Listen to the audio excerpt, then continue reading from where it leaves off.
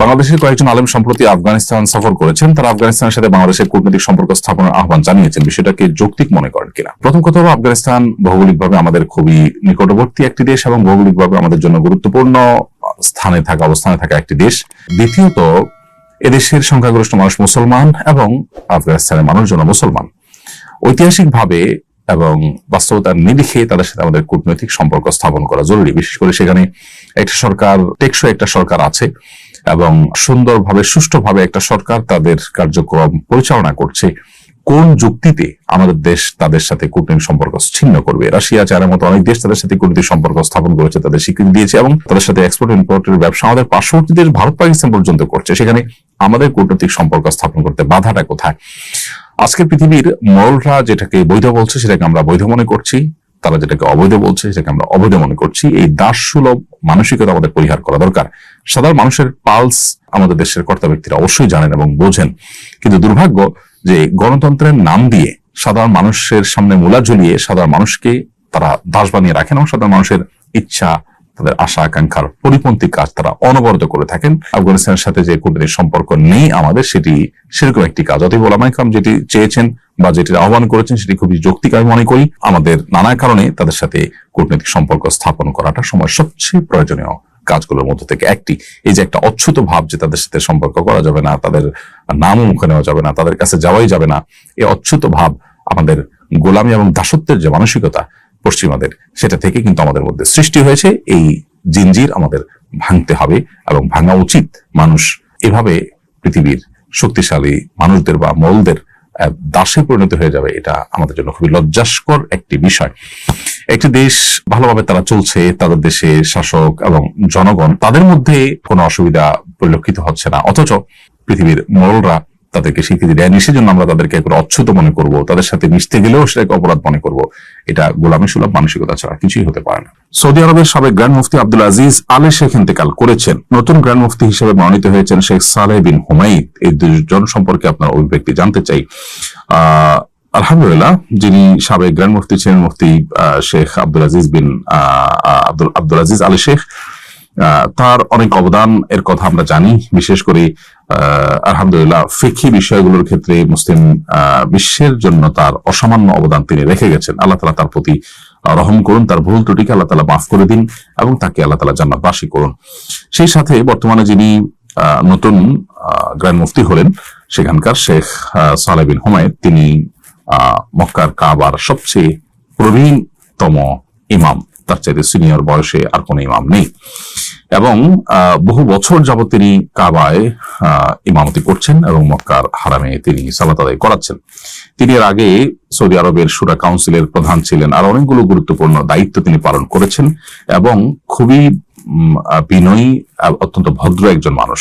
তাকে খুব কাছে থেকে দেখবার সুযোগ হয়েছে আমার, আলহামদুলিল্লাহ। বিশেষ করে আমি যখন সৌদি আরবে ইসলাম সেন্টারে কাজ করি তখন শেখ সালেহ বিন হুমায়দ তিনি আমাদের অফিসে এসেছেন, একটা প্রোগ্রাম করেছেন আমাদের অফিসের পার্শ্ববর্তী মসজিদে এবং আমার ঠিক যে কর্মস্থল, আমার যে চেম্বার ছিল ঠিক সেখানে তিনি এসেছেন। তার সাথে একটা ভালো সময় কাটাবার সুযোগ আমাদের হয়েছে।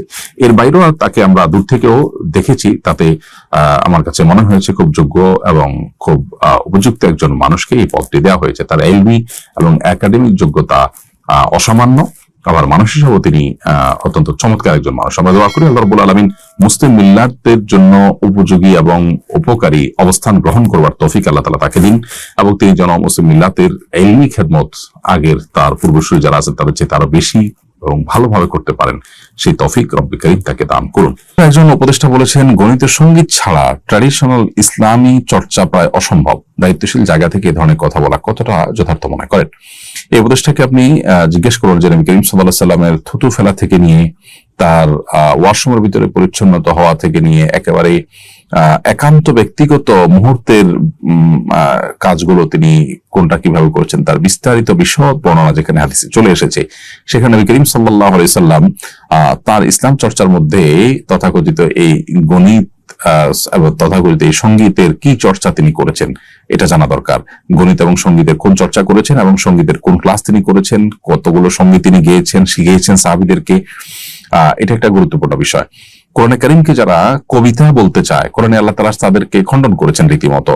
কোরআনে কারীমে আল্লাহ তাআলার অনেক আয়াত আছে যে আয়াতগুলোর মধ্যে ছন্দের তাল আছে, কিন্তু সেটার জন্য তারা আপনার এই সঙ্গীত চর্চা করা কিংবা সঙ্গীত শেখার কাজটা এটা করেছেন বা করতে বলেছেন, এরকম কোনো বড় আদৌ পাওয়া যায় কিনা। যদি না পাওয়া যায়, নাই অবশ্যই, অতএব সেক্ষেত্রে তারা কি ইসলাম চর্চা করেন নাই?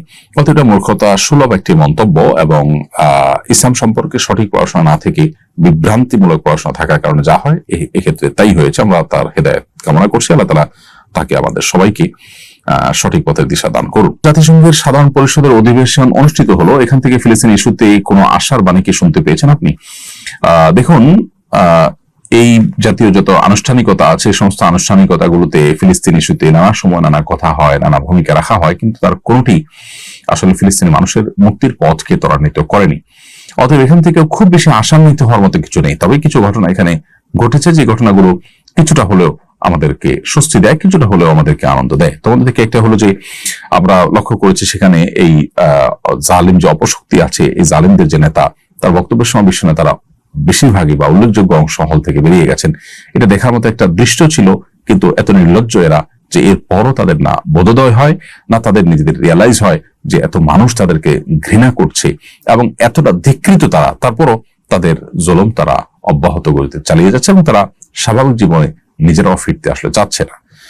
আবার অপরদিকে কলম্বিয়ার যে প্রেসিডেন্ট, তার যে সাহসিকতা, তার যে ঐতিহাসিক উক্তি, সেটা একজন মুসলিম হিসাবে আমাদেরকে অবশ্যই আনন্দ দিয়েছে কিছুটা হলেও। তিনি এই ইসরায়েলি এই অভিশপ্ত এই অপশক্তির যে কর্মকাণ্ড, সেটাকে নাৎসি বাহিনীর সাথে তিনি তুলনা করেছেন এবং গাজা রক্ষায় এসে রাষ্ট্রগুলোকে সেনাবাহিনী গঠনের প্রস্তাব দিয়েছেন। তার বক্তব্য দিয়ে আসার সময় ব্রাজিলের প্রেসিডেন্ট তাকে জড়িয়ে ধরে মাথায় চুমু খেয়েছেন। এটাও বেশ সুন্দর এবং দেখার মতো একটা দৃশ্য ছিল। যাই হোক, এগুলো আমাদের খুবই সাময়িক আনন্দের কারণ হয়, কিন্তু আসলে গাজাবাসীর বা ফিলিস্তিনের মানুষের কষ্ট দূর করার ক্ষেত্রে এগুলোর তেমন কোনো কার্যকর ভূমিকা সেরকম একটা আমরা দেখি না কখনো। আল্লাহ রাব্বুল আলামিন অবস্থার পরিবর্তন ঘটান, আমাদেরকে আল্লাহ তাআলা ক্ষমা করুন, আমাদের সক্ষমতা দান করুন, আমাদের ঈমান এবং বিবেককে আল্লাহ তাআলা জাগিয়ে দিন, এবং আল্লাহ তাআলা এই অপশক্তির ধ্বংসকে আমাদের দেখে যাওয়ার তৌফিক দান করুন।